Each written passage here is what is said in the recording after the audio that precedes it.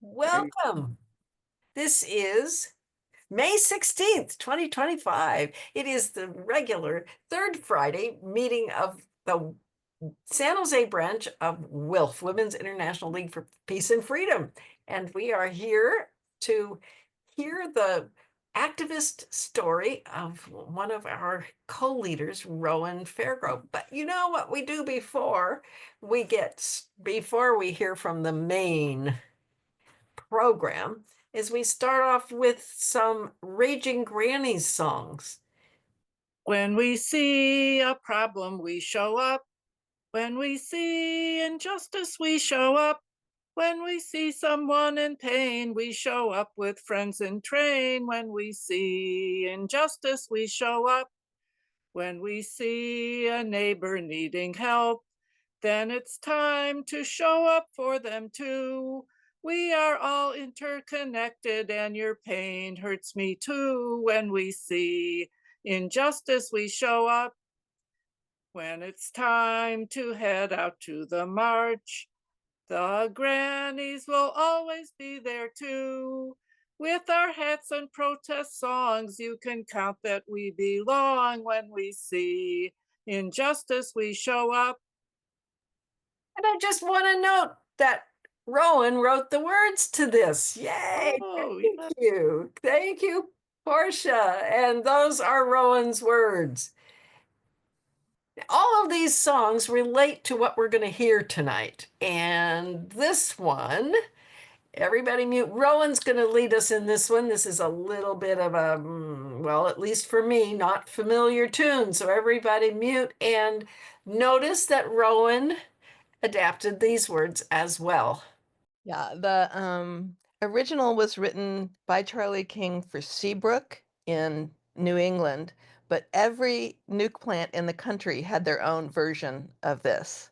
And so I had the one from Barnwell, but I updated it when I became a raging granny because I don't remember what we were doing that was about nukes, but I said, I know just the song for this. And Arlo Guthrie covered it. You know, it's a very well-known song of the anti-nuke movement in the 70s. I've lived all my life in this country. I've known every flower and tree. I'm going to live here till I'm 90. It's the nukes that must go and not me. It's the nukes that must go and not me, my friend. It's the nukes that must go and not me. I'm going to live here till I'm 90. It's the nukes that must go and not me. We've swallowed enough radiation. It's time we were setting our ground. Come join in that grand occupation. We're shutting all power plants down. We're shutting all power plants down. We're shutting all power plants down. Come join in that grand occupation. We're shutting all power plants down. In Fukushima, the children have cancer. In Chernobyl, they can't till the land. Why sit home and wait for a meltdown? Come fight for your freedom and land. Come fight for your freedom and land. Come fight for your freedom and land. Why sit home and wait for a meltdown? Come fight for your freedom and land. No more fuel to poison our earth home. We're going to clean up our land. No enrichment to put into more bombs. We're stopping that cycle right now. We're stopping that cycle right now. We're stopping that cycle right now. No enrichment to put into more bombs. We're stopping that cycle right now. And they're talking about opening up nuke plants to fuel AI. So this is topical once again, sadly. Our speaker, Rowan Fairgrove, and her activist story. Here you go, Rowan. It's yours. This is an oral history. This is the fourth one that our branch has done. You can find the activism histories of other members, Joan and Shirley and Barbie, on our channel if you're interested in oral histories. But tonight I'm going to share some of my activism journey. Most of my life, I have wanted to leave the world a better place. Some of my through lines are music, collaboration across cultures, educating people through offering presentations, and doing tech or publishing work. My perennial causes are the rights of women, celebrating the queer community, helping create a just economic system, being a good ally to Indigenous folks and people of color, and ultimately being a good ancestor to those who come after us. I was born in Charleston, South Carolina. My mom was the daughter of a banker and more upper class and Episcopalian. My dad's father was a paper mill worker, and dad converted to Buddhism in college. Mom studied archaeology, and dad was pre-med at Kansas University, where they met. On the right is a period postcard of New Roper Hospital nestled in the municipal yacht basin in Charleston, and a baby picture in which you cannot see the leg braces I wore for the first year of my life for subluxated hips. My folks were in Charleston because my dad went there to medical school and then interned at New Roper Hospital. It's funny to be from someplace that you know nothing about. We left when I was just a toddler. Going to Charleston for the opening of the International African American Museum in 2023 let me see the place of my birth, which is very inaccessible, but that's another story, which you can watch on this same channel. But I'm not sure that you can really understand where someone is from, though, just by starting from their own birth. My parents were both from Missouri, another place I have never lived, although we visited grandparents and cousins from time to time. My father was serving in the U.S. Navy. We moved every 2.5 years. So I don't really feel like I'm from anywhere. Another early influence were my Episcopal godmothers, Aunt Nancy and Aunt Kingy, who worked on the Hill since the 1940s when Aunt Nancy's uncle, William L. Nelson, was elected as a Democratic representative from Missouri. She met Kingy, who worked in the office next door for a congressman from Pennsylvania, and they became life partners. Because of Aunt Nancy, the Hill was a known place to me. I rolled Easter eggs on the White House lawn during the Eisenhower administration and got to meet the president and Mamie Eisenhower. I met JFK in the halls of the White House, though I don't actually remember why Aunt Nancy and I were there. I got my hair done at a beauty parlor in the House Office building fairly regularly. Aunt Nancy gave me and my kid sister passes to the second Nixon inauguration. It was my sister's first protest since we first protested and then attended. I feel like this familiarity prepared me for lobbying and participating in politics. And so the one picture is Aunt Kingy, Aunt Nancy, and my mom near the Panama Canal, and portraits of Aunt Kingy and Aunt Nancy in their later years. I miss them both a lot. My childhood was unlike that of folks who lived in one or two places their entire youth. We often moved between coasts and to the Panama Canal Zone twice. The Navy of my childhood was racially integrated, so I had friends from every race. During our second tour in Panama, my friends were from all over the global south, as their parent worked with my father in tropical medicine. My best friend was from Sarawak, a Malaysian state on Borneo who practiced Chinese folk religion. Living in Panama also exposed me to third world levels of poverty and the lives of native Panamanians.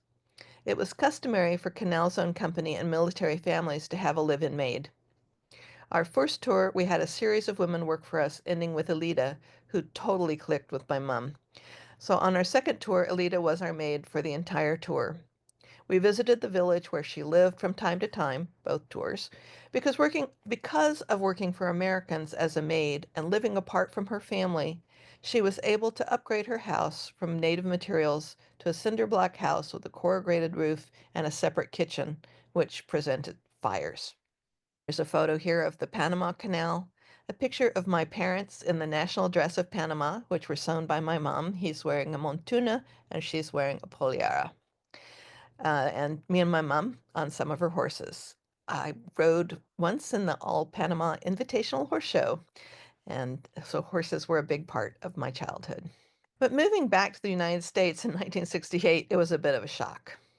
We were stationed in Norfolk, Virginia, and they were just starting to bus kids from Booker T. Washington High School to Lake Taylor High School.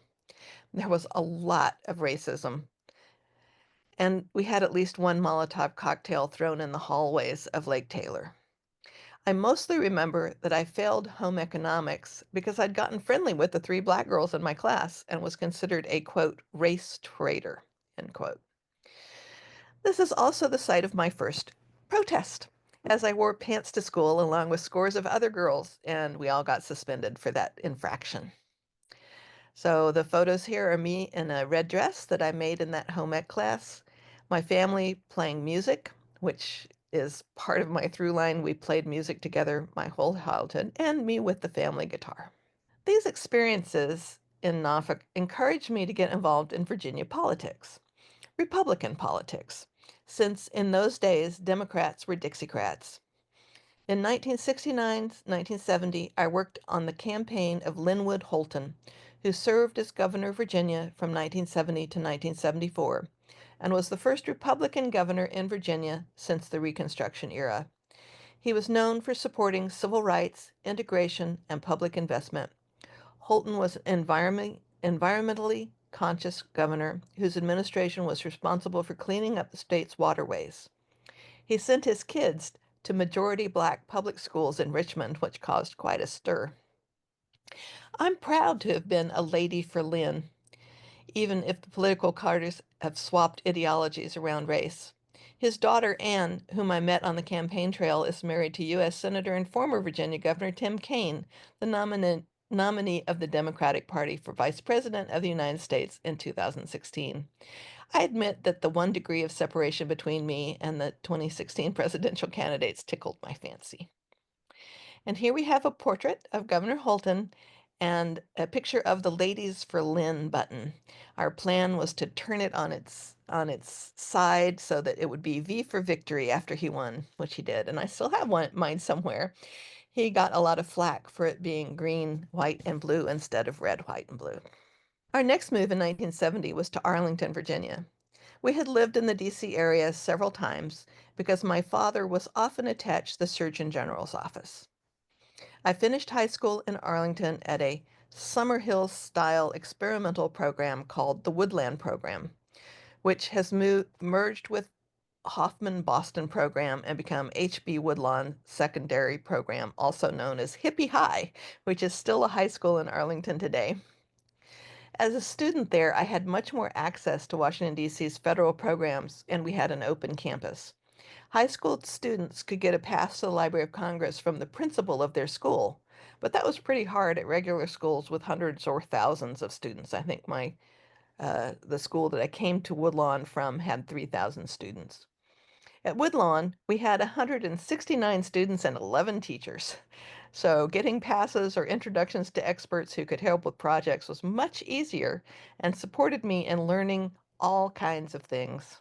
One picture is a group of students who met every morning to play cards together. We started out playing hearts and spades and wound up the year playing bridge every day. And me accepting my high school diploma from the head teacher. You can see that it was not a big formal cap and gown kind of thing. The first women's march that I attended was the Women's Strike for Equality, called by the National Organization of Women, for August 1970. It was billed as the first women's march in 50 years in a nod to the 50th anniversary of the suffrage movement. By the late 1960s, despite half a century of suffrage and the doubling of women in the workforce over 2 decades, women were still undervalued, underpaid, and unrepresented in leading professions. So a strike was called. Stay home from work, paid or unpaid, and demonstrate your value by your absence. Whatever you normally do, don't. The aim was to make it clear what it is like when women exclude themselves. There were huge marches in other cities. Alice Paul was actually at the Women's Strike for Equality March on Fifth Avenue in New York. I was in D.C. There were several thousand protesters marching, from groups ranging from the League of Women Voters to the Black Panther Party. Speakers at the main rally called for passage of the Equal Rights Amendment, liberalized abortion laws, an end to the capitalist system and freedom for Black people. This picture features my strongest memory from that day. I first heard the New Haven Women's Liberation Rock Band at a rally on the mall. Their music meant a lot to me, and in 1972 they released an album with the Chicago Women's Liberation Rock Band entitled Mountain Moving Day, which I still listen to. Their song, Abortion Song, came back to me so strongly when we lost Roe v. Wade. And so the photos here are of the New Haven Women's Liberation Rock Band playing on the mall, the lyrics to their abortion song from a songbook, and a raised fist in a women's symbol button. I was also involved in Arlington's Free University. Oh, these words don't necessarily go with this slide, but here we go. I was also involved in Arlington's Free University, where we advocated for women to have the right to credit cards in their own name. Called all the local gynecologists to compile a list of doctors willing to prescribe birth control to teenagers without parental permission, and worked on abortion rights. We had teach-ins on how to protest the Vietnam War, on women's issues, on the gay liberation movement, and on conscientious objectors. The draft was reinstated in 1969, and as an aside, I got a draft notice because they bought birthday lists from restaurants, and my name is gender neutral, and my middle name was Nelson, after Nancy Nelson, my aunt. I reported, but they actually didn't want me.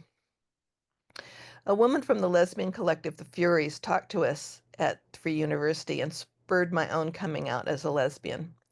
I started volunteering at the Gay and Lesbian Hotline and heard stories of young people being thrown out of parental homes for being queer. About the same time, I received my first Wiccan initiation, which had a profound effect on my life and organizing. The Free University also introduced me to Unitarians, as most of the adults were from the local UU church, and many of the youth were in LRY, Liberal Religious Youth, which turned out to be too liberal even for the UUs, and they changed their name a few years later. But I got involved with them too, so I was in LRY. And this led to my trip to Kentucky, which I'll talk about below. The pictures are the first volume of the Furies, January 1972 edition of the Furies newspaper, and a picture of the collective on their stoop. The woman in the epaulets is Rita Mae Brown, who is maybe known to you as a mystery author. I really got to know her after hanging out together at the Republican National Convention in Miami, but that's another story.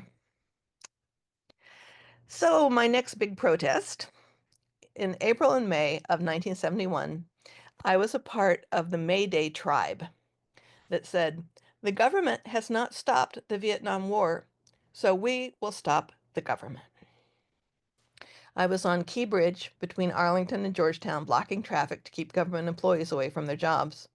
D.C. was then, as now, not where government workers actually lived.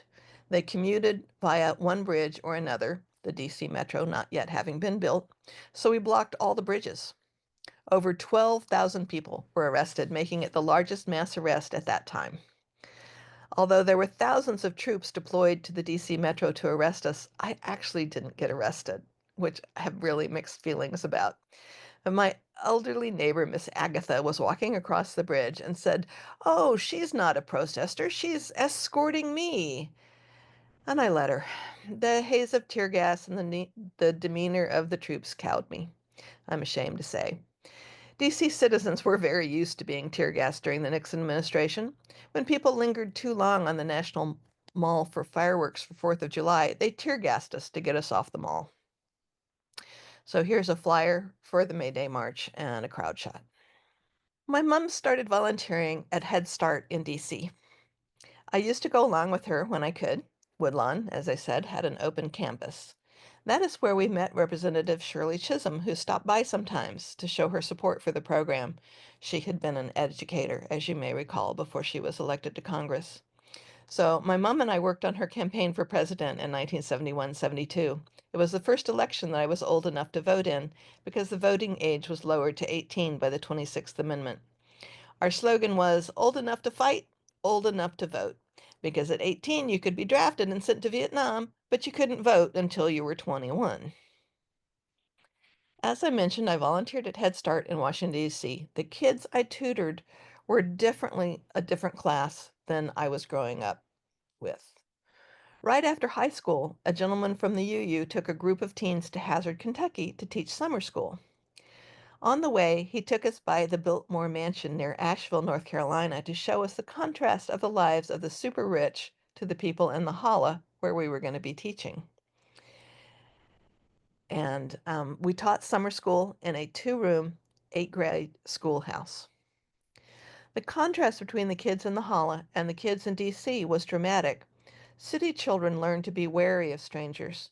The children of the holla came streaming out to meet us and hug us and ask to be picked up. The contrast was striking. The holla at Hazard was populated mostly by independent miners eking out a living in mostly played out mines that were too small for the companies to be working on. For some of our students, we realized that the cookies and Kool-Aid we served was the only meal they were getting.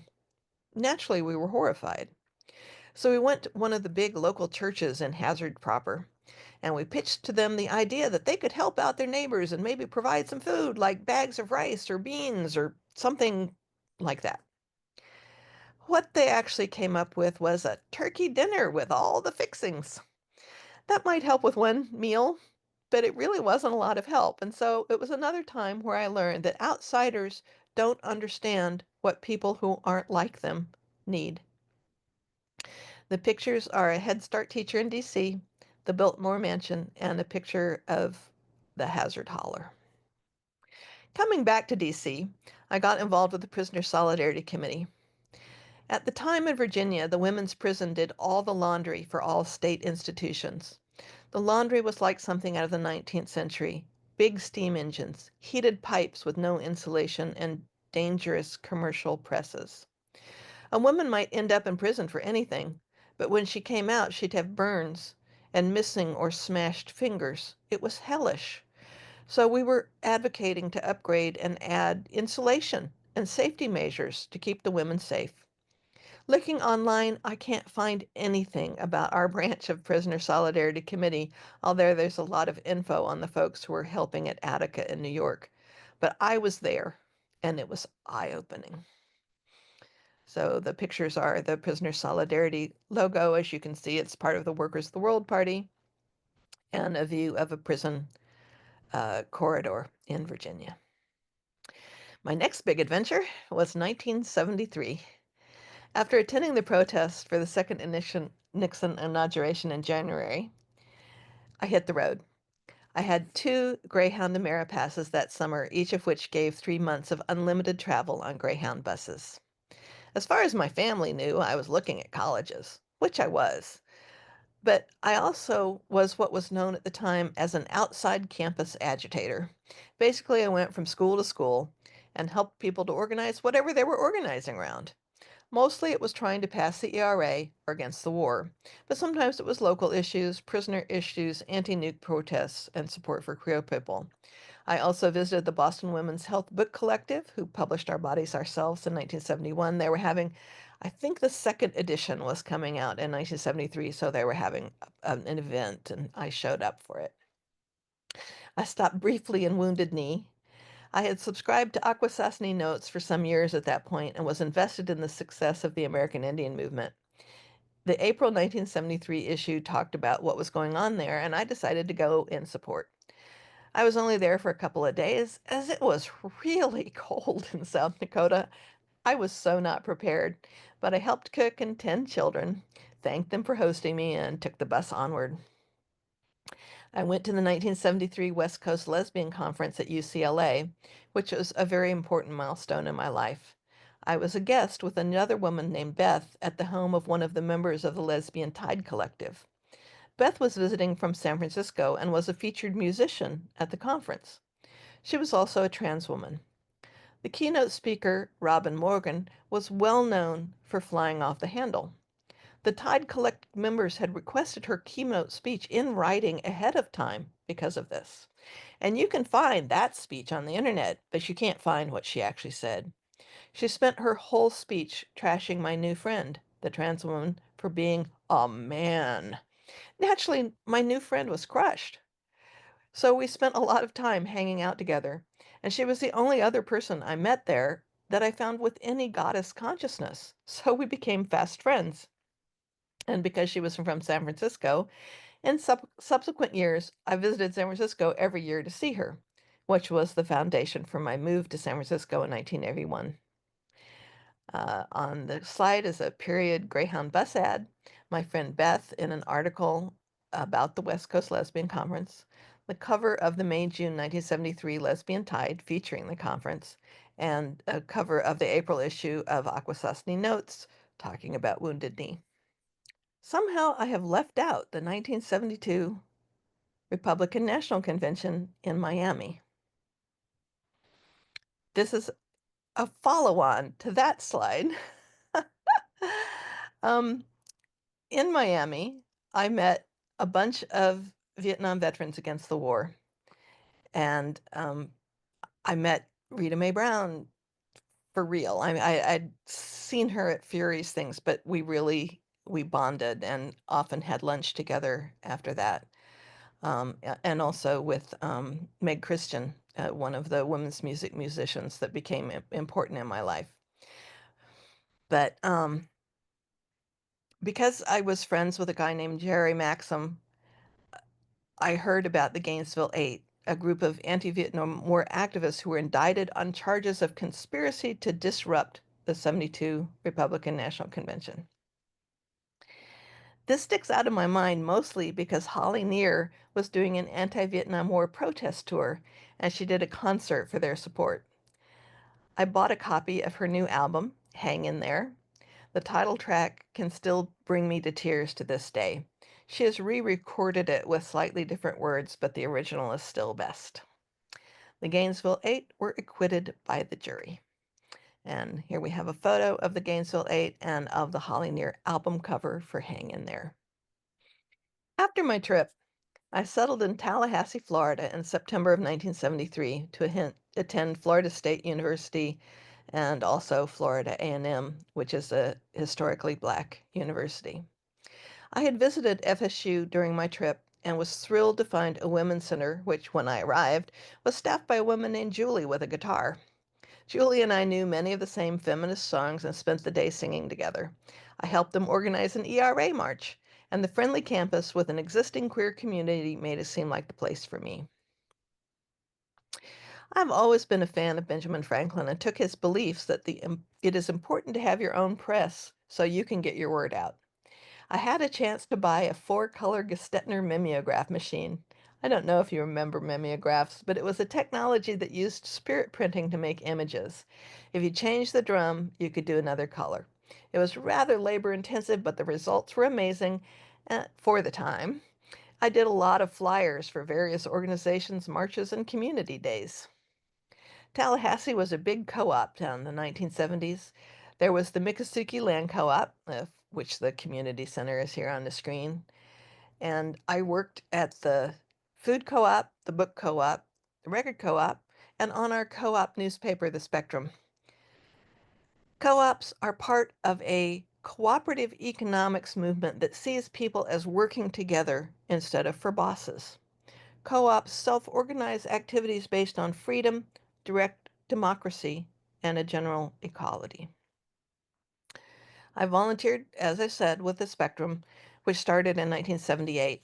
I wrote the occasional article and I had a regular column on seasonal festivals called Spreading Branches. But what I mostly did was typed copy on a CompuGraphic typesetting machine and pasted text with wax on big boards for offset printing. One of the cool things about being on the staff of a community newspaper is that we exchanged issues with other folks all over the country. The Black Panthers, the American Indian Movement, etc. I had a poster from the Black Panthers newsletter on my wall for years.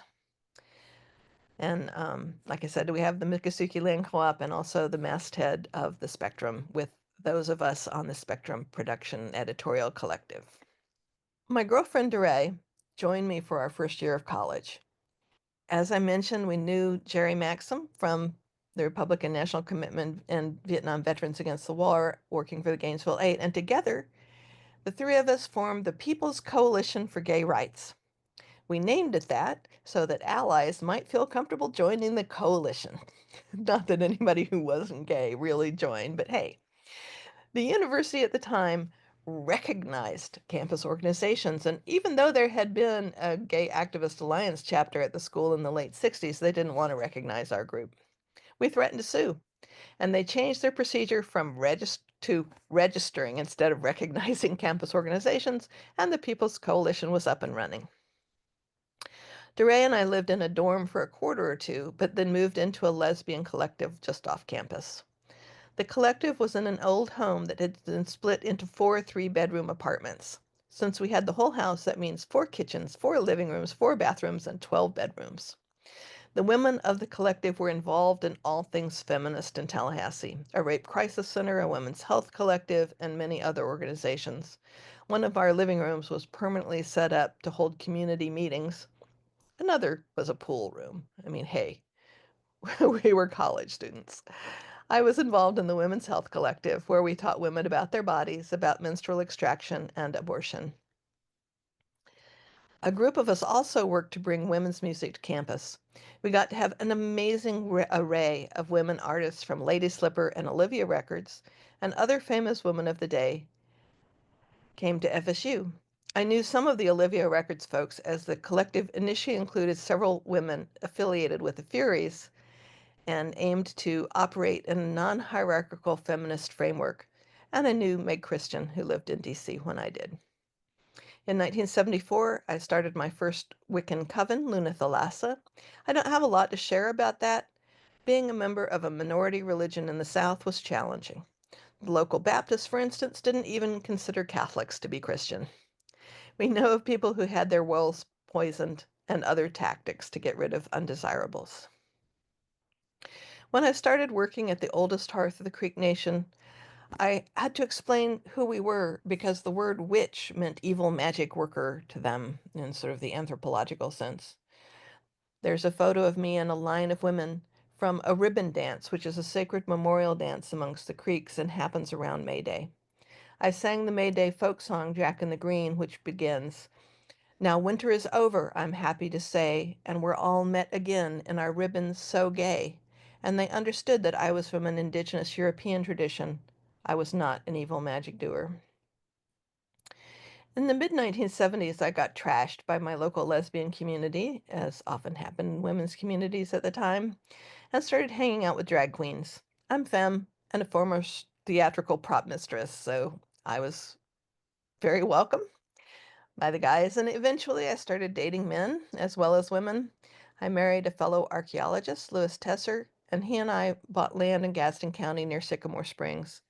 We were a homestead. We had 68 acres. We kept livestock, and we're in the Back to the Land movement. Just economics is another through line of my activism story.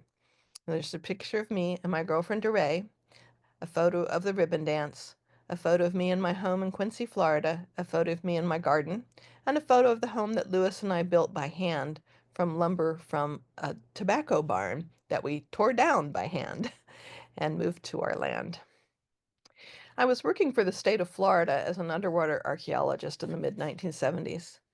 You wouldn't think that was a huge environmental job, but we were working at a site called War Mineral Springs south of Sarasota.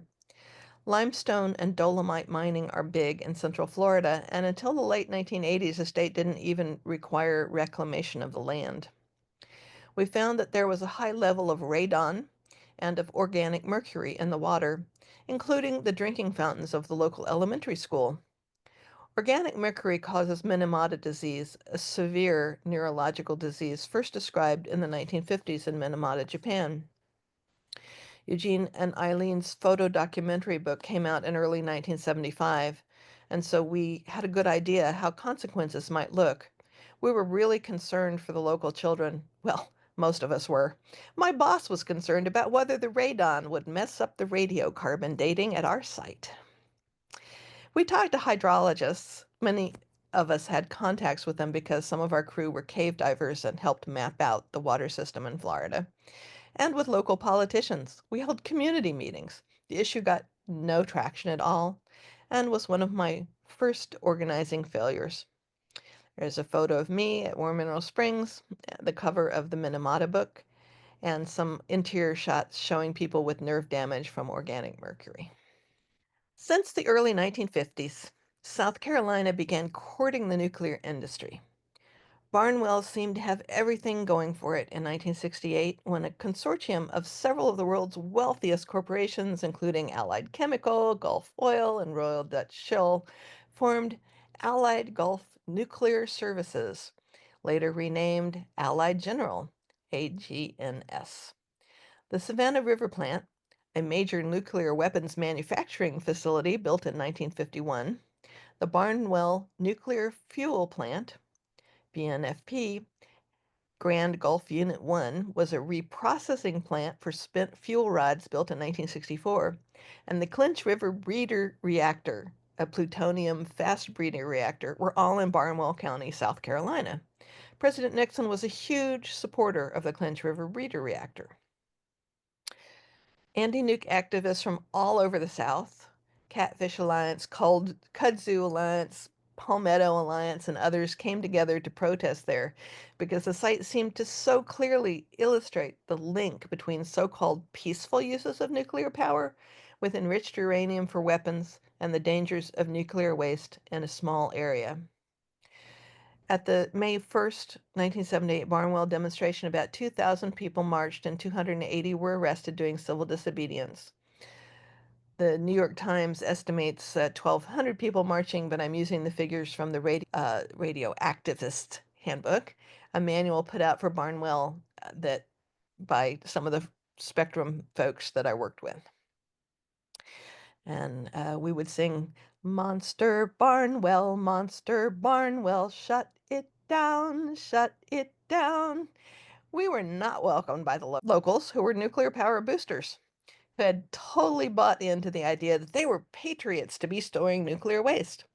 So the police were very aggressive toward the protesters, and I did not get arrested there. In the late 1970s, the Barnwell site received nearly 85% of the nation's nuclear waste, exposing the inequitable and unresolved manner in which the United States dealt with the byproducts of the nuclear industry.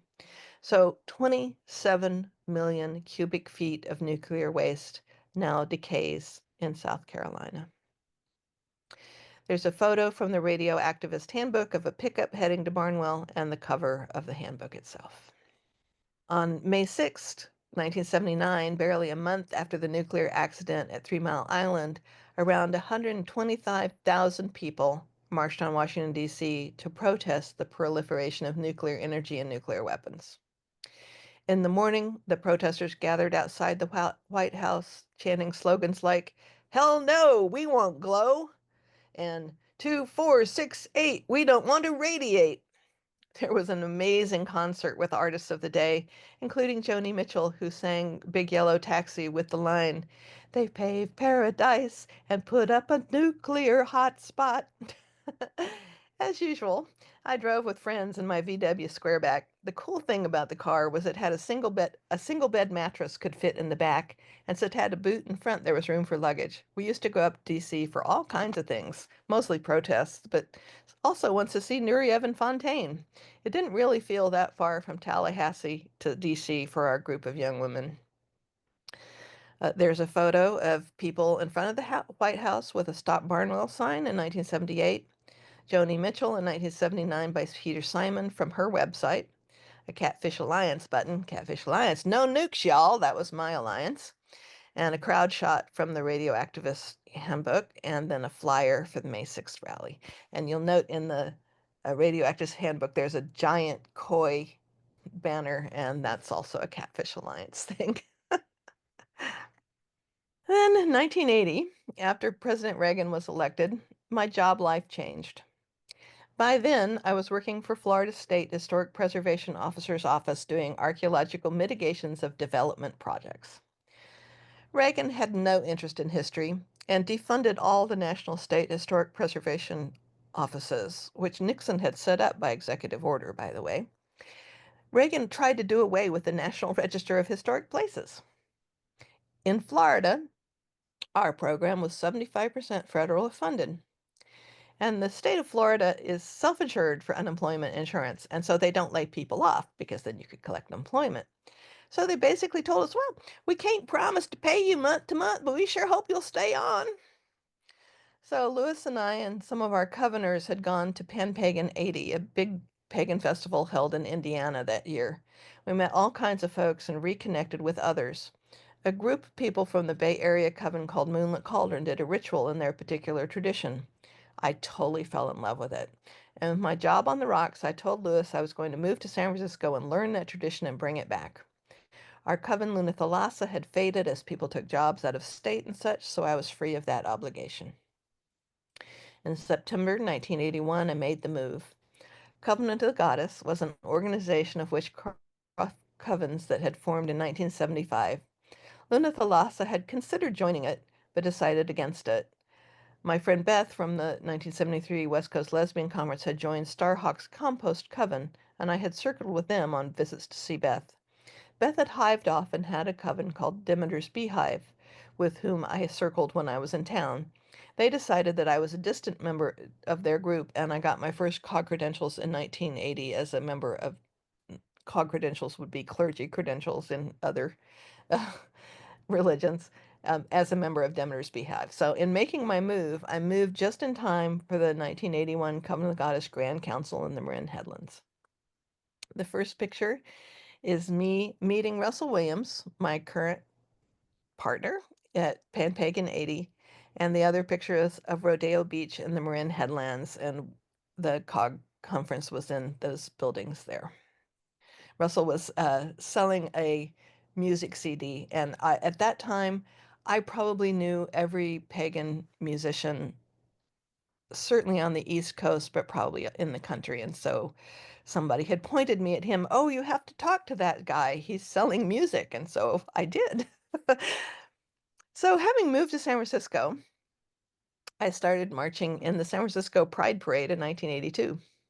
I've marched over the decades since with a variety of groups, with Apple employees when I worked at the Apple Library with my partner and our daughter in a stroller, with the American Library Association, with when the annual American Libraries Association meeting was in town, with the Brady gun control contingent, with various pagan groups, and with my belly dance friends. I also marched in pride parades in various other cities because special libraries and ALA both had summer meetings. I particularly enjoyed Boston Pride one year. I have gone to Silicon Valley Pride most years. Last year was my last Silicon Valley Pride, though. The director of the Billy DeFrank Center told me I couldn't be in their contingent because my wheelchair would be a tripping hazard.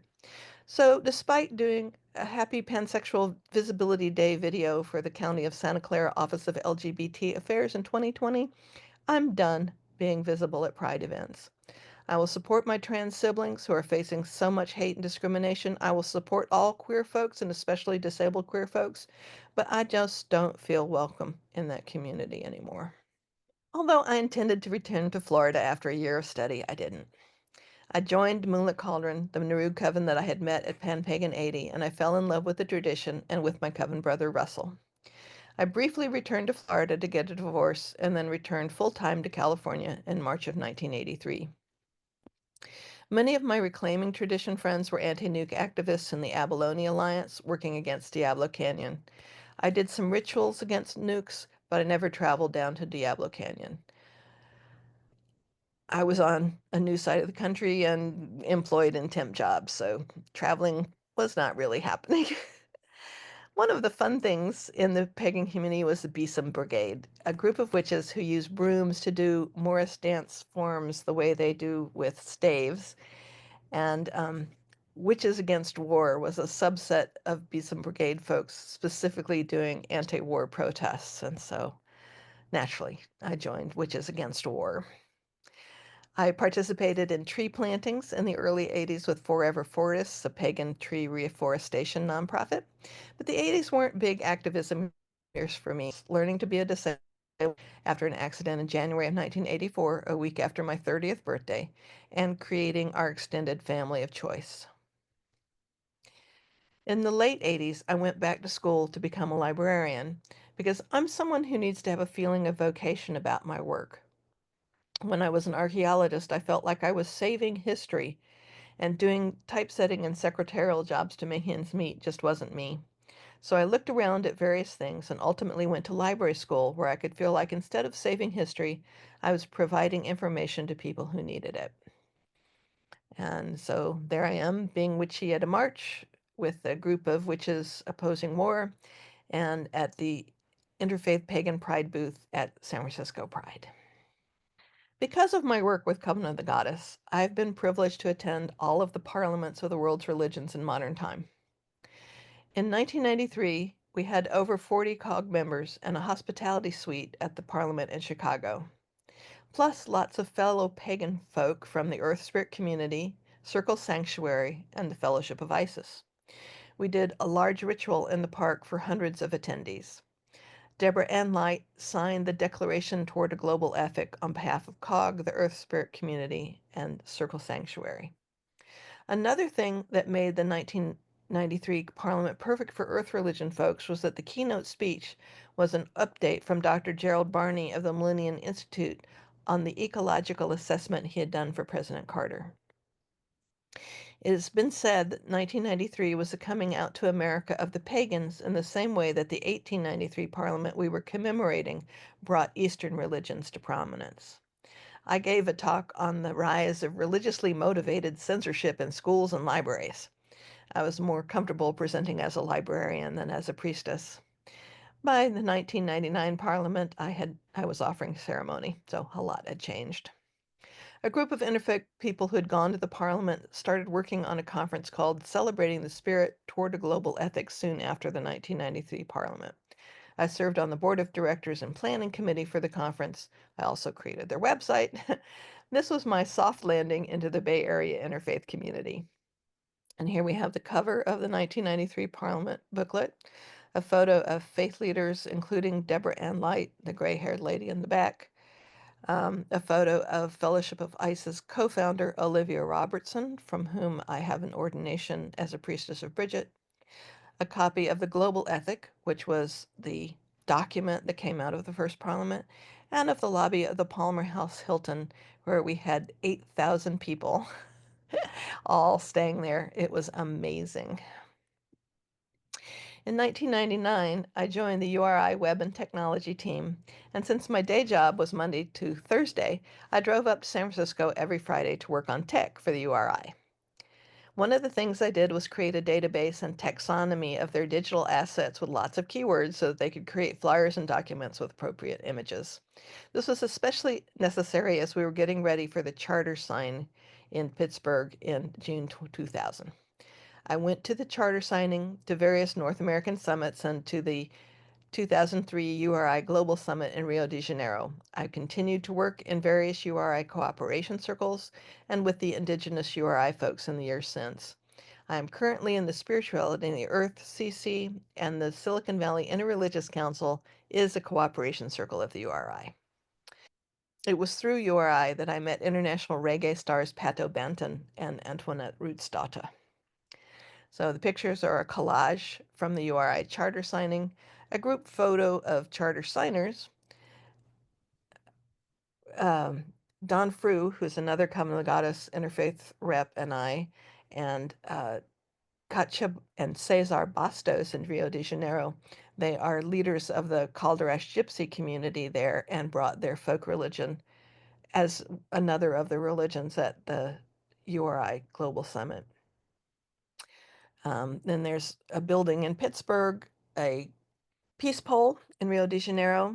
Don and I with some of the indigenous leaders and Pato Banton and Antoinette Rootsdaughter, whose amazing Ubuntu project I still follow. By 1999, my disability was a huge problem for me in my activism. In May 1999, on a trip to London, I was dismayed by how inaccessible things were. And yet, I was planning to go to Cape Town, South Africa in December. I did a lot of soul searching about whether I would be a reasonable representative of the Wicca, or if I would be stuck in a hotel room and totally ineffective. A month to the day before I was supposed to leave for Africa, whatever was pressing on a nerve in my back stopped. I had 1 month to get some stamina back with regular sessions in the pool at the Timpani Center. I arrived in Cape Town, and the Parliament began with a 3-kilometer march through town, in which I took part. Here I am with my umbrella in the second picture there. I spent much of my time in the Pagans from the USA booth, which was co-sponsored by Coven of the Goddess and Earth Spirit Community. The site of the Parliament was in District 6, which had been cleared of non-white inhabitants by the apartheid government between 1966 and 1970. Their dreams of rebuilding an all-white neighborhood were not realized, and the land was mostly barren and unoccupied, except for the university where the Parliament was held. The Native Americans set up a medicine circle to heal the land, and many of us pagan folk joined them in that effort. I offered a devotional to the goddess Bridget. It was well attended, and I handed out candles lit from the Kildare flame to attendees. Unfortunately, my program was scheduled at the same time as the trip to Robben Island, but many of my friends were able to go. As part of my music through line, this Parliament is where I first met in person Joanne Shenandoah, a renowned musician from the Oneida Nation. In 2002, the local council of Covenant of the Goddess and the Berkeley Buddhist Temple sponsored a house concert at the Berkeley Buddhist Temple. Joanne brought along her sister Diane and her daughter Leah, and they made beautiful harmonies of the songs from her album Matriarch. Matriarch is my favorite album of her many albums that I own, and it features the women's songs of the Oneida. Interestingly, they had never had names. They were just the songs sung by the women. So she gave them the names of women in her family and clan that she admired for the purpose of album tracks. Afterwards, I talked to all three of them and bought another copy of her album Peacemaker's Journey, which they all signed. So here are the banner down the side of the slide is the religious symbols from the Parliament program. There's us marching through town.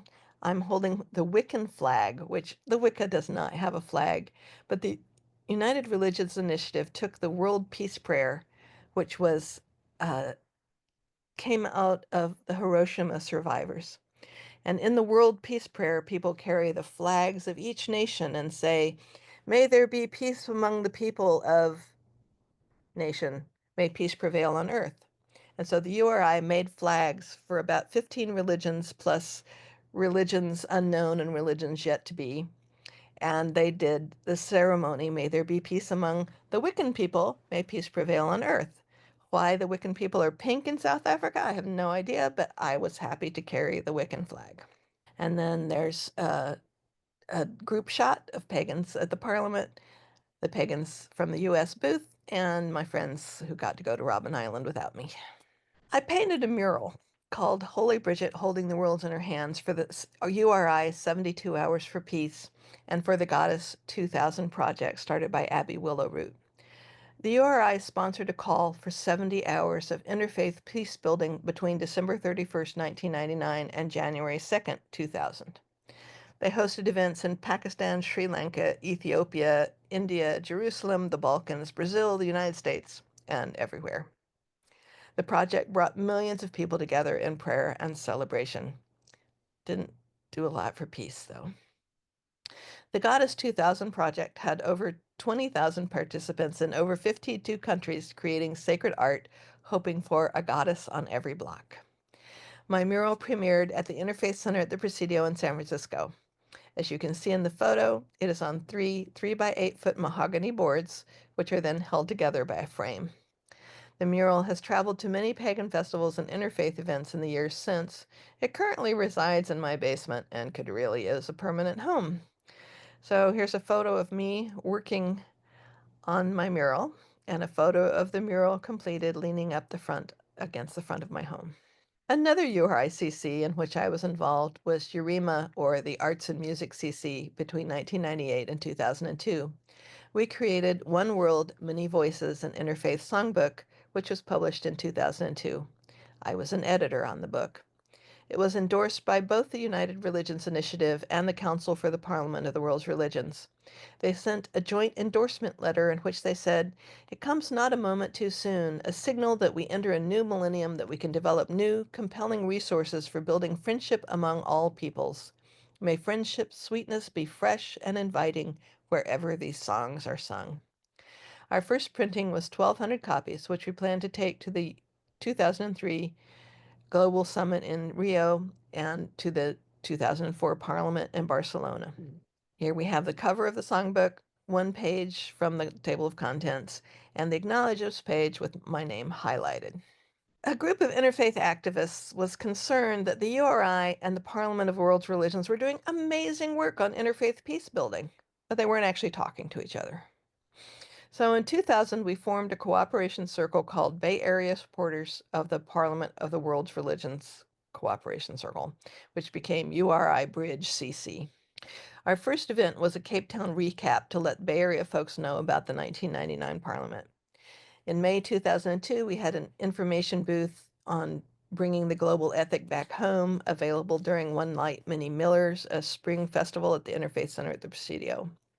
In October 2002, I assisted the URI Bridge CC in hosting a Vision of Peace Among Religions event, wherein we encouraged an interfaith dialogue about the teachings and practices from our respective religions and spiritual traditions that have been used or can be used to promote inclusion, tolerance, and peace, and those which have been used or can be used to promote exclusion, prejudice, violence against the other.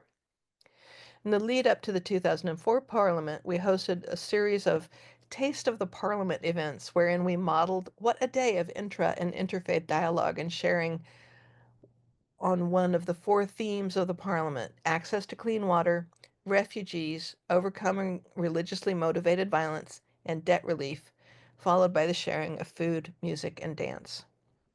Over the next decade, we organized conferences and events, including several peace conferences, a water conferences, and many smaller events to help people connect across religions. And this is the logo of the Bridge CC, featuring the URI logo as it was then, the original URI logo, and the Parliament logo joined by the Golden Gate Bridge.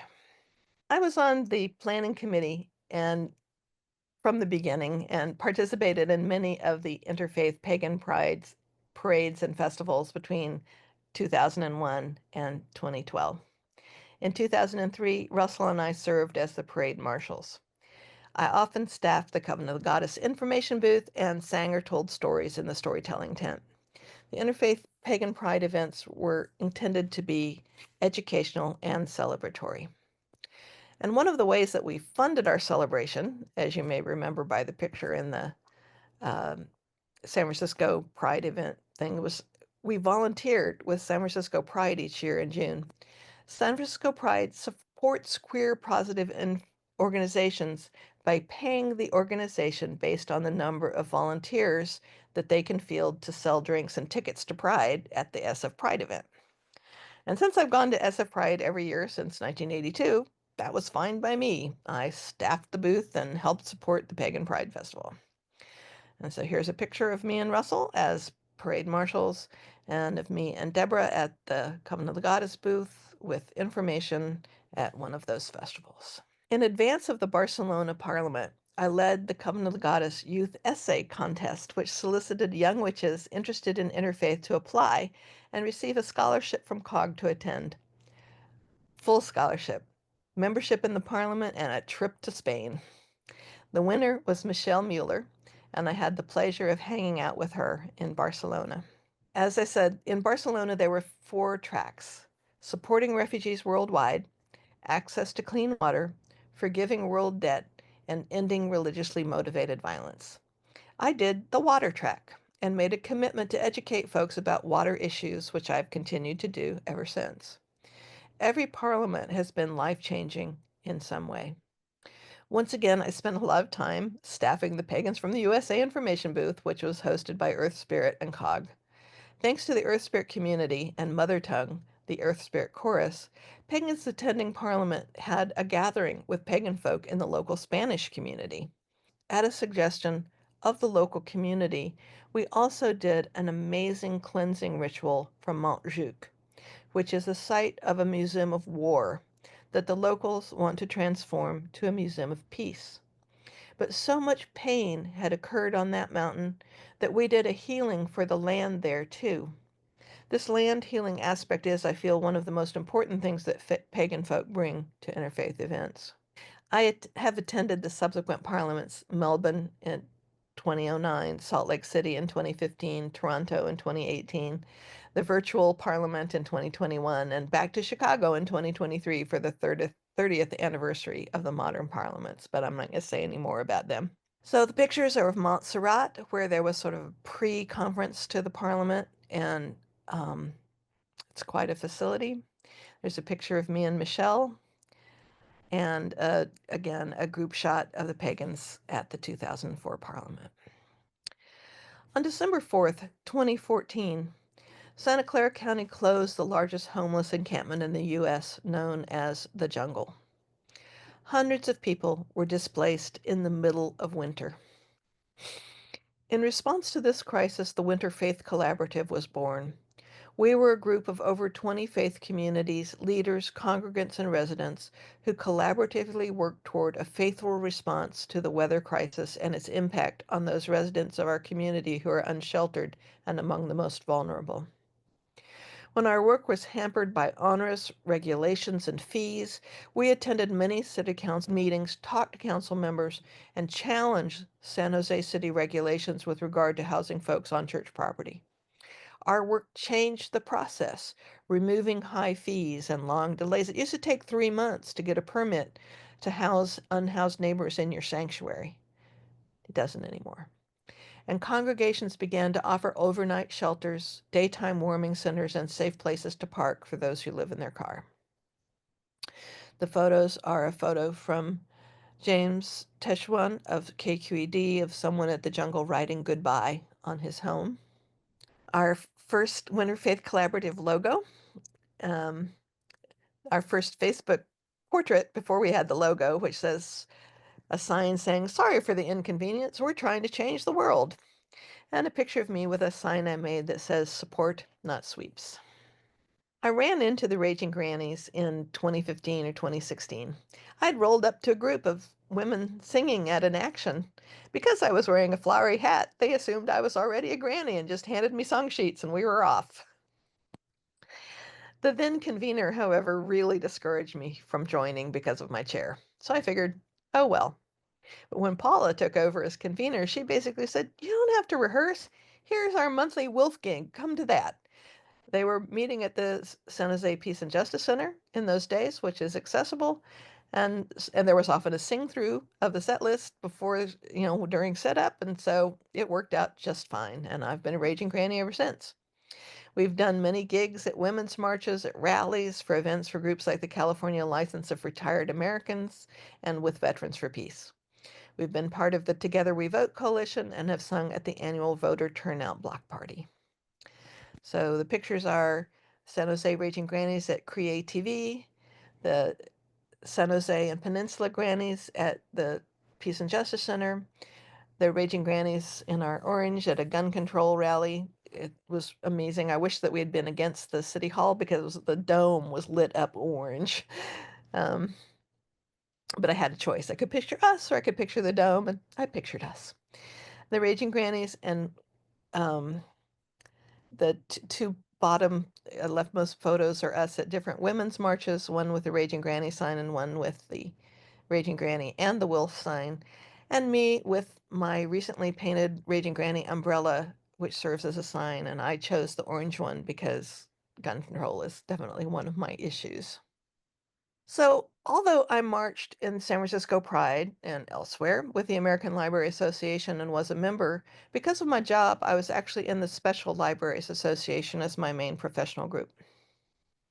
I joined the San Andreas chapter in 1991, and I was one of the founding members of the Gay and Lesbian Issues Caucus in 1995.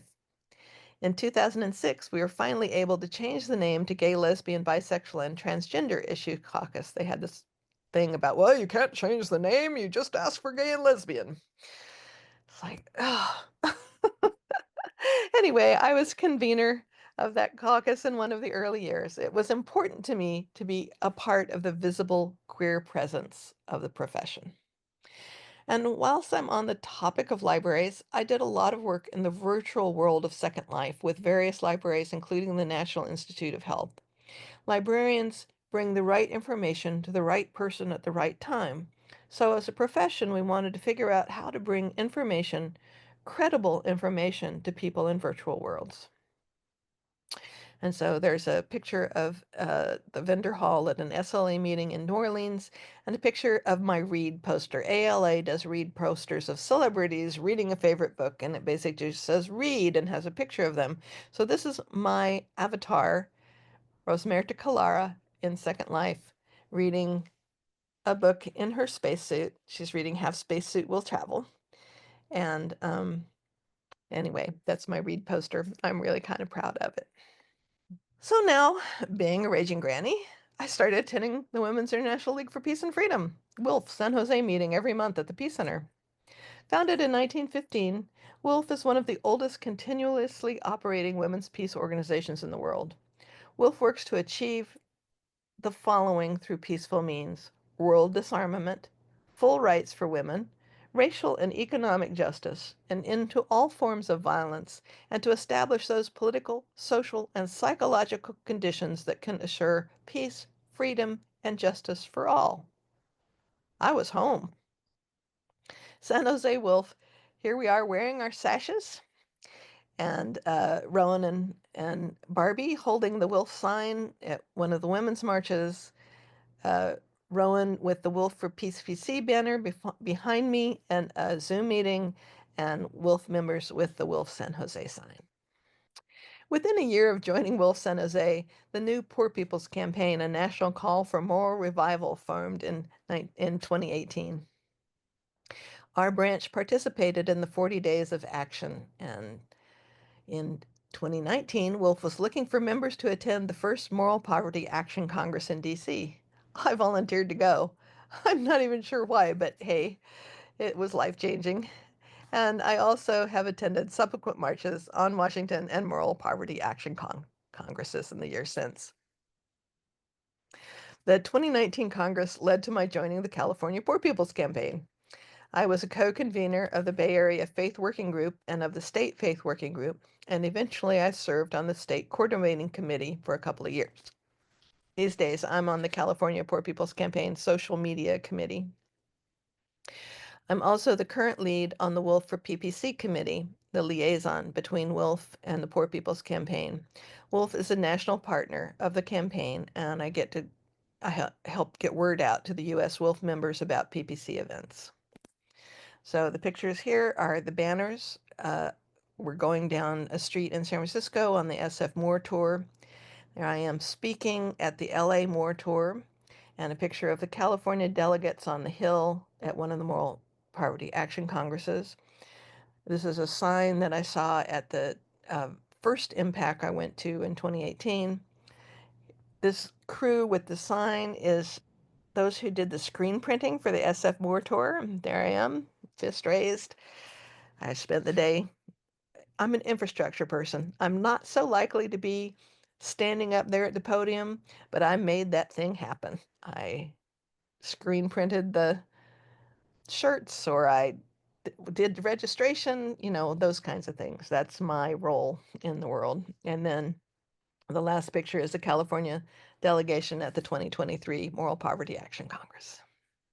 In 2005, folks called the Religious Leaders Dialogue Group arose as a successor to the South Bay Interfaith mantle when the Council of Churches ended here.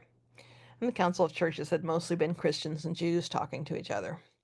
But under the name of South Bay Interfaith, a working group of religious leaders together created a series of events held at the Circle of Palms in downtown San Jose.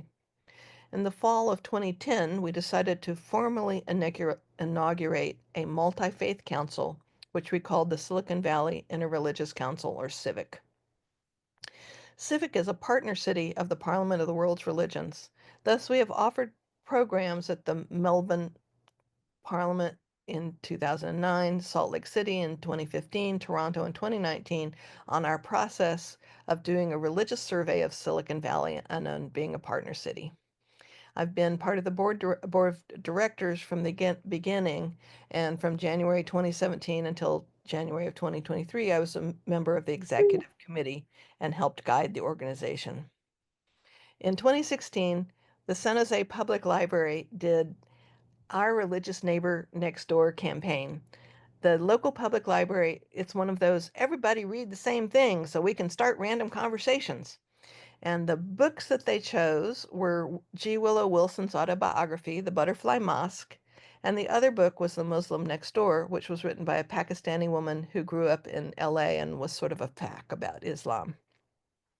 Civic partnered with the library, and as part of the campaign, I solicited various pictures from religions and congregations and created a display, which we then used at various events. In 2017, we also participated in the Know Your Neighbor Multi-Faith Encounters campaign, which was a program of the Islamic Networks Group.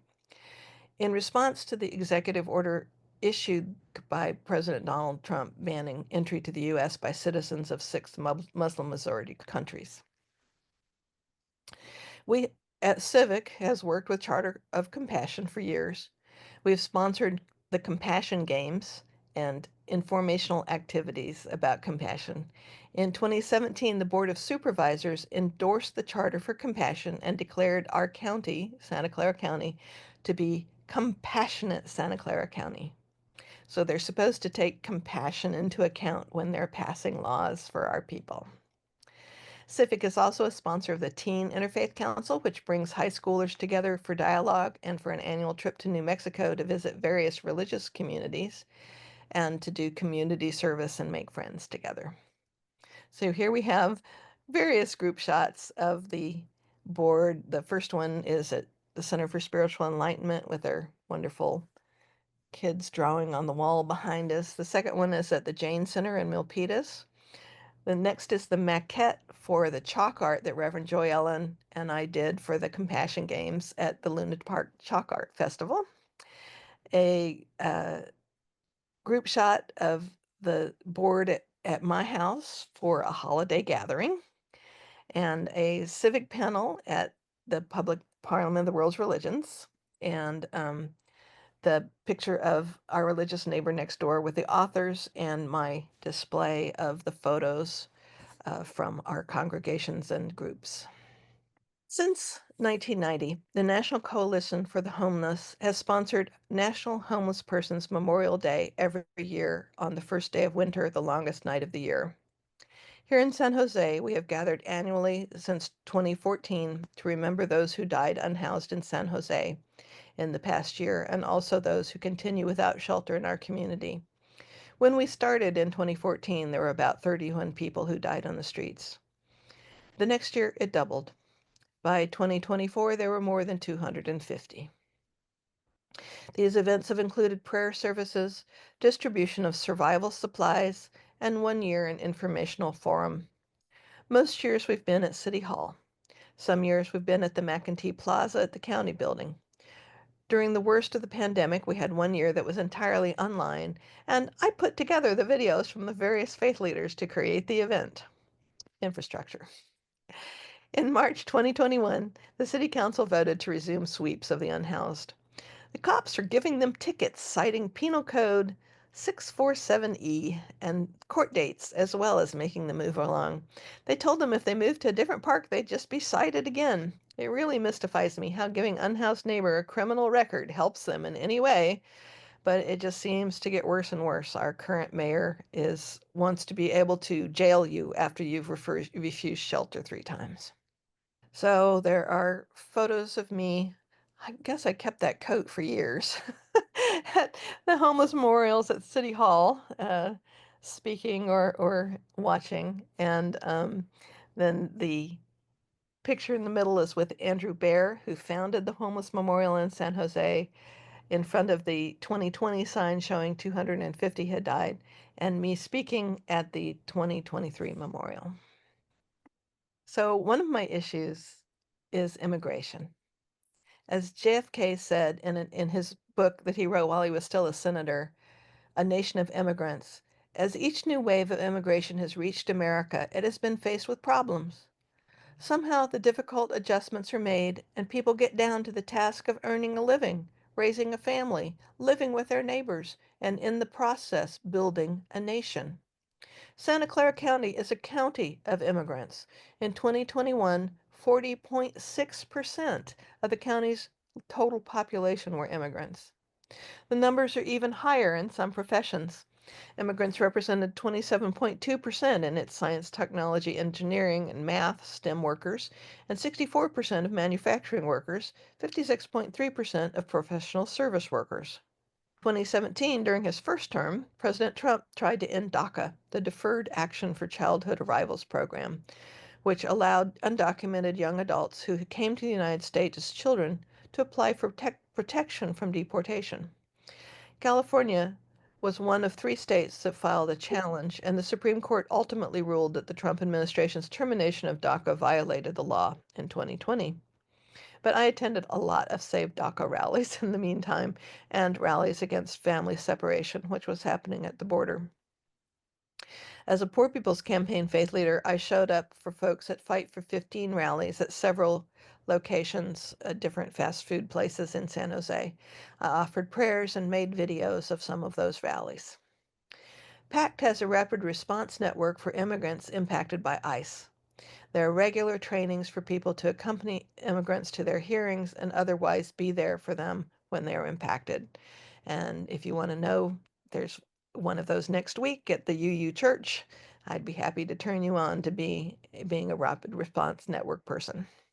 So we have here, first picture is a press conference at the Catholic Charities in support of immigrant neighbors. Me at a DACA rally, Fight for 15 action at McDonald's, a portrait of JFK with a quote from A Nation of Immigrants that says, "Every aspect of the American economy has profited from the contribution of immigrants," which was a sign that I made. There I am in a Here to Stay t-shirt at a rally. I'm holding a PPC sign that says, "Everybody has a right to live," in Spanish, a photo from a packed rally for immigrants, and a sign that I made that says "Families United, Not Divided" in Spanish and "Families Belong Together" in English, with hands on a heart. Speaking of packed, I joined the Clergy Caucus in May of 2015. I worked on a variety of social justice issues with packed people acting in community together, including renters' rights, attending city council and public safety committee meetings, and meeting with various city and county officials. Because PACT is a federation of PICO California, I've attended many PICO days of advocacy in Sacramento with them. I worked for California state bills such as AB 593 in 2015 to reduce racial profiling, and AB 392, Let Us Live, in 2019. We worked hard for the California Values Act, SB 54, in 2017. I was a member of the Beloved Community Team, whose purpose was to address police violence and police community relations. It arose out of the Packed Clergy Caucus reading Michelle Alexander's book together and looking around to see what can we do about community police issues. We did community forums such as the 2017 The People's Study Session on Police Accountability, Our People, Our Voice. Through Beloved Community, I also started working with families impacted by police violence, attending funerals and angelversaries, which is what they call the anniversaries of those deaths, helping with their annual conference, Healing the Invisible Wounds. My doing registration or other work frees an impacted person to do programming. And so I feel pretty called to do that work. We also did work as the Beloved Community to support independent police auditors. We helped educate the community as what an independent police auditor actually does, and lobbied City Council for more power for the IPA's office. In recent years, I've been part of the Civic Engagement Organizing Committee, CEOC, which has been organizing voter engagement block parties for the last 3 years. And for the past 2 summers, we had a civic engagement class to teach people how to get involved with government. CEOC is organized by PAC organizers, but represents a coalition of many Santa Clara County social justice organizations. So there's a photo of me speaking at a PACT rally, a photo of the Beloved Community Team retreat at my home, me with the Civic Engagement Organizing Committee at a Together We Vote block party, a picture of May Day with an immigrants sign, a selfie with ash cholera. If you ever do anything with ash cholera, he has to take a selfie. And so I have a number of ash cholera selfies. And there's a picture of Walter Katz, one of the San Jose IPAs that we worked with, and a t-shirt from the Healing Invisible Wounds from the Aftermath of Police Violence Conference t-shirt. Yeah. So why do I work in interfaith settings? At the 1993 Parliament, Hans Kung said, "There will be no peace among the nations without peace among religions, no peace among the religions without dialogue between the religions." Since I've spent my life working for peace and social justice, for the environment, and for those who are oppressed, I took this to heart. In 2018, Civic hosted a forum at the First Unitarian Church of San Jose with panelists talking about things faith communities were doing to help the wider community. We had a minister from Grace Baptist Church speaking on homelessness, from someone from the LDS Refugee Agency talking about resettlement, a Jewish woman from a sanctuary congregation talking about that, a CARE representative talking about the Muslim ban and advocacy, a half person talking, that's Hindu American Foundation person talking about Hindu human rights and public policy advocacy efforts, a Catholic Charities representative talking about helping DACA kids and other immigrants, and a PACT representative talking about our rapid response network for women impacted by ICE. So there are a lot of faith groups doing the work. And one of the things that I have noticed when lobbying with the ACLU is that it's all about rights. And I realize that I much prefer lobbying with PICO California or the Poor People's Campaign because, yes, it's about rights, but it's also about right and wrong. It's about morals. When we go in as people of faith and faith leaders, and yes, I'm a witch, I'm not part of one of the major religions in this country, but I am a faith leader. We call on legislatures and their staff to have a moral conscience. I feel like we have a greater impact as faith-based social justice advocates than we do as legal advocates. So here I am offering a prayer in San Francisco for the Apache stronghold who are trying to save their holy land of Oak Flat from development in Arizona. And there was just a decision in an Arizona court this week. There's another stay. But if Resolution Copper takes their land, not only do they lose access to their sacred land and the holy plants that they harvest from them, but many cities in Arizona will find that Resolution Copper is going to destroy the groundwater. And they're not a state that's known for their great water resources. So I really hope that this judge's stay will hold and that we can save Oak Flat. Sorry, that wasn't in my script. But I'm really, really passionate about sacred land and the importance of indigenous people's sacred land. The next picture is me with Girish Shah of Civic at the 34th Annual African American Community Service Agency MLK luncheon, me at a PACT rally, me in DC for a PPC march with the Reverend Mary Blessing and with David Solnit. The picture with a gal in the yellow shirt, that's Nell Myhand. She's one of the California PPC. We have 4 quad chairs instead of the usual 3 because we're such a big state. And she and I are actually singing together in that picture, I think, on the Capitol steps in Sacramento. And there I am in a rainbow mask with a clergy stole. I am with Father John Pitago, who was a long time, he was a parish priest and he was head of Catholic Charities. He just took over as executive director of PACT. And I don't know what event that was at, but I thought it was a really good picture of both of us, so I'm sharing it. And there I am wearing a PACT t-shirt at an event. I love that their shirts are purple, which is the interfaith color. I really struggled with whether to do this slide. It says Black Lives Matter. I am so white. I am like 99% Northern European. My ancestors came to America between 1600 and 1732. They came to America and made lives for themselves, and yes, some of them kept slave, and some were abolitionists. They fought on both sides of the American Revolution and the Civil War.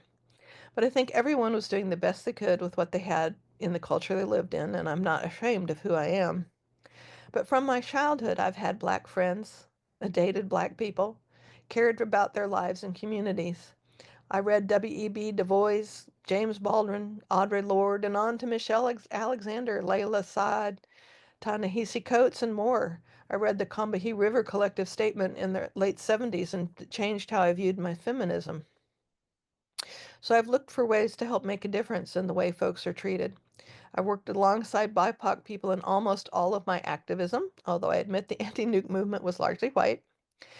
I pre-supported the International African American Museum and went to South Carolina for its grand opening, which I did a presentation about that can be found on this channel. I showed up at Black Lives Matter protests locally and made signs for myself and others, like the Our Lady of Ferguson sign and the yellow and black sign, which was auctioned to support the Peace and Justice Center. I've made memes like the one shown that has the pictures from 1830, 1937, and today that says from slavery to convict leasing to the prison industrial complex. Tell me how much things have changed. The idea that Black Lives Matter was just too important to leave out. So here I am at a Black Lives Matter rally holding my Our Lady of Ferguson sign, a Black Lives Matter rally at San Jose City Hall, the yellow sign that was auctioned off. And when I had it, I actually wrote slogans on all those signs and flags. I don't know what the person that bought it in the auction did with theirs, but I have one of my own. I didn't give it up just because I sold the sign. There's a wonderful Harriet Tubman mural from the International African American Museum and that meme that I just spoke about. So I've been a member of the ACLU Northern California chapter for most of the time that I've lived here, which is 41 years. In the last couple of decades, I've gone to many meetings, attended webinars, and gone to Sacramento to lobby. Actually, some of those lobby days were virtual during the pandemic, but I attended those too. A few examples include the 2018 ACLU webinar on SB 1421, Right to Know about Serious Uses of Force and Proven Police Misconduct. In April of 2021, the first days of the ACLU California Action Conference talked about racial and economic justice beyond COVID-19 and colliding crises, highlighting homelessness, evictions, income inequality, and the criminalization of poverty. Day 2, the programs were on the hidden history of slavery in California through the voices of courageous African American and Native American individuals who challenged their brutal treatment and demanded their civil rights through inspiring ingenuity, resilience, and tenacity. Most recently, in April 2023, the ACLU Sacramento Lobby Day was a weekend of thoughtful and educational workshops. I mostly did housing and police accountability, unsurprisingly. I found the event quite challenging physically, though, and when our actual lobby day visits came by on Monday, I admit I left early. My body just wasn't up to 3 days in a row. So the pictures are my People's Oath. That was a hashtag meme of me. I do solemnly swear to preserve, protect, and defend the Constitution of the United States. And then you put in your own words, and to practice compassion and stand up for harmony, peace, and justice. There's the Justice Rising cover from the recent conference in Sacramento, an AB 2057 flyer, which was the fast food workers bill that got them $20 an hour, and a cover of the ACLU handbook on the California legislature called Exercise Your Power. In 2018, I got involved with Extinction Rebellion, or XR for short. XR began in the UK and is an international decentralized and politically nonpartisan movement using nonviolent direct action and civil disobedience to put pressure on governments to act on climate change. I helped with civil disobedience training and attended a number of actions in San Jose and around the Bay. One I particularly helped run was a meditation on the earth that took place monthly at the Quetzalcoatl statue in downtown San Jose. I ultimately left because of being a disabled person. XR have this amazing cadre of people called the Red Rebel Brigade who drape themselves in red material with their faces painted white. They walk together in slow motion or create a series of tableaux during XR demonstrations. The red symbolizes the common blood we share with all species that unifies us and makes us one. But obviously, there's no place for a wheelchair user in that kind of action. And I just really wanted to be a Red Rebel Brigade person. So here are pictures of me with a sign that I made that said, "Give your children the gift of a future," with a photo of a young girl and the XR logo. There's a photo of me in front of City Hall in skeletal garb with a coffin for humanity at a die-in. It was really amazing. People died in and they did chalk outlines of them. The chalk outline of me in my wheelchair was unique. And a photo of just random Red Rebel Brigade members to give you an idea of what I'm talking about in case you're unfamiliar with XR. So, whilst I was working on this project, I listened to a lot of music from the periods in question, and I couldn't resist sharing that music with you, at least the things I could find. I'll put a link to this playlist in the information about the video when it's posted on the Wilson as a YouTube channel, so you don't actually have to type in this whole very long URL. YouTube doesn't have a way to rename playlist URLs, unfortunately, and the photo is just of the YouTube playlist, which I hope you will take the opportunity to listen to. You can hear the abortion song of the New Haven Women's Liberation rock band. You can hear just a lot. You can hear "Hang in There" by Holly Near, the original one from '73, not the modern version. And there's 30 songs on the playlist. I may have gotten a little um, eager, but I just, while I was working on this, I was listening to this music and it took me back to some amazing times in my life, and I look forward to sharing that with you. And that brings this history of my activism journey, or is it journeys, to an end.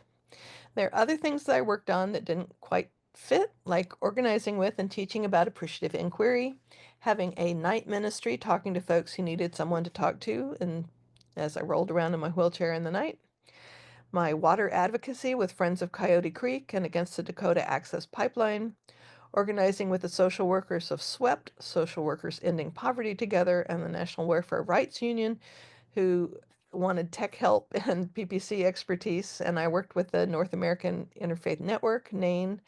I worked for disability justice, working to end gun violence, and arming our police departments, and more. But this is obviously getting really long. And as I said at the beginning, I've showed up for many causes and campaigns over the last 5 decades and a bit more. When I retired, I said I was retiring to be a full-time activist, and I've lived that to the best of my senior disabled body's abilities. I look forward to working with you all for many years to come. If we don't leave the world a better place, what's the use of being in it all? So the photos of signs and memes that I made over the years for the Silicon Valley Interfaith Book Club, for California PPC, with Ted, and a wonderful quote of his that was part of a series I did on the Moral Poverty Action Congress delegates from California, and I have a whole folder of them. A rainbow sign with various causes, the WILF, uh, Everybody's Got a Right to Live poster. I did a lot of graphics work for the PPC in my early days where we would take slogans like "Everybody's Got a Right to Live." People would make signs with their one letter on it and take their picture and then send them in. And a committee of graphics folks put together. So I did lots of these for various groups, but I was so happy to do one for WILF, as you can imagine. There's a new unsettling force meme of the people here who met outside of Zoe Lofgren's office. And then there's an anti-gun violence sign, another immigration sign that says "Stop Family Separation," "We Are All Family" in Spanish, a "No Dapple" sign, a housing sign I carried to City Hall, which says Silicon Valley's median apartment rent rose 45.2% between 2011 and 2016. Median wages rose 14%. Do the math. A sign with the words "No one can drink oil" and the hashtag "Stop Pipeline 3, Build Back Fossil Free, and Water is Life." Abortion thing, and I didn't write down, I can't see it. It says something about Roe v. Wade was not the beginning of women getting abortions, it was the beginning of women not dying from abortions. And the fist is the Rise Up for Justice fist from Rise Up for Justice San Jose, with the chant that I wrote for one of our Rise Up for Justice events. And then a sign that I carry, "Fund Human Needs, Not Endless Wars," with both the logo of the Poor People's Campaign and of WILF. Any questions? Take a breath.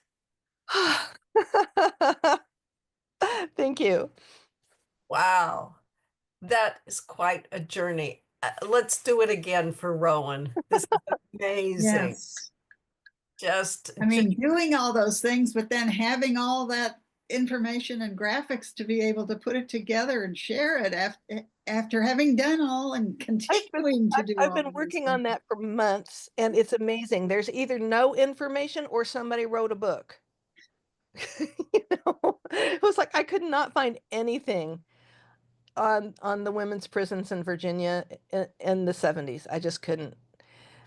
And yet I worked on it for like 18 months or something, so I know it was real. Um, for the May Day thing in 1971, at the time it was like, oh, this is the protest nobody's ever heard of. Well, somebody wrote a book about it. So, if I wanted to, I could go read the book, but I didn't actually feel the need to do that. And so obviously when it got to, I guess, the 1999 Parliament in South Africa was the very beginning of digital cameras. And we all started to be able to take pictures of things we were doing, but they were like 1 megapixel. So the pictures are like this big and have no resolution. But yeah, as you can see, there were lots more pictures as my journey went on. But I've been working on this for about 4 months to put all those pictures and things together, and I can't believe that I left out. I had the Republican National Conference with a picture of the elephant and the and the Vietnam Veterans Against the War tent and all this stuff. I don't even know where it went. So, yeah, that's me. oh, another Zoom applause, however you do it. Yes, That's really. actually from ASL. Oh, that's from ASL? Yeah, Okay. we stole it from ASL because on Zoom It you don't needs want a bunch of applause. people. You don't want people, making noise. And with my arthritic hands, I really can't slap them together. That hurts. And so I'm a big fan of this kind of more gentle applause. Wonderful. Well, it was just a splendid, truly breathtaking. I don't know about the rest of you, but I'm out of breath just from watching it. I don't know how you had your breath from saying it, but it was truly, truly wonderful. Well, you know how these meetings go. We usually have some announcements, but we're a little over time. Do just close out with one song, or shall we do both? We should do both. This song is a great summary, a compilation, really, of all of your work. Are you going to sing it, Rowan? I am. We're rising up in San Jose and joining the campaign, a tax that wasn't finished when the Reverend King was slain. 50 years have come and gone, but still his word rings true. So how's this war economy working out for you? We are marching with the Poor People's Campaign, with voices loud and fists raised high, we're throwing off our chains, and we'll keep marching forward, and we won't go back again. Together we are strong. They tell us there's no money now for jobs or healthcare plans, but there's always lots of money for their wars in far off lands. They spend it all for war and not for schools or homes, that's true. So how's this war economy working out for you? They spent $3 trillion when they sent our kids to war. Not all our kids, but just the brown, the black, the poor. They had no hope of finding jobs in the good old USA. So how's this war economy working for them today? We are marching with the Poor People's Campaign, with voices loud and fists raised high, we're throwing off our chains, and we'll keep marching forward, and we won't go back again. Together we are strong. There's coal ash pipelines fracking, and there's drilling off our shores. The toxic wakes his drum upon the people who are poor. The profiteers will kill us, so let's raise an awful fuss. It's clear this war economy ain't working out for us. As we are here in San Jose, we sing our simple song for dignity for everyone, a place we all belong. Listen, politicians, we won't take it anymore. In a land as rich as this one, how could anyone be poor? We are marching with the Poor People's Campaign. With voices loud and fists raised high, we're throwing off our chains. And we'll keep marching forward, and we won't go back again. Together we are strong. This really, you're right. This is so summarizes stuff. The kids in the holler who got out went into the military. That was the only way Yeah. to get out of poverty in Appalachia. People in Barnwell County, South Carolina, with their thousands and thousands of cubic feet of nuclear waste. They got that because they were a very poor county and one of the poorest states in our nation. I mean, this really does summarize a lot of the through lines and my basic I'm marching. I'm raising my fists, I'm throwing off my chains, and we're not going back. We're not going back, even in this time. And so, thank you for letting me sing that one. I hope somebody else will sing when we make peace. All right, here we go. When we make peace instead of war, when we make peace instead of war, how I want to be in the number when we make peace instead of war. When everyone has equal rights, when everyone has equal rights, how I want to be in that number when everyone has equal rights. When we build schools instead of bombs, when we build schools instead of bombs, how I want to be in that number when we build schools instead of bombs. When we replace the racist system, when we replace the racist system, how I want to be in that number when we replace the racist system. When we have overcome the climate crisis, when we have overcome the climate crisis, how I want to be in that number when we have overcome the climate crisis. When we make peace instead of war, when we make peace instead of war, how I want to be in that number when we make peace instead of war.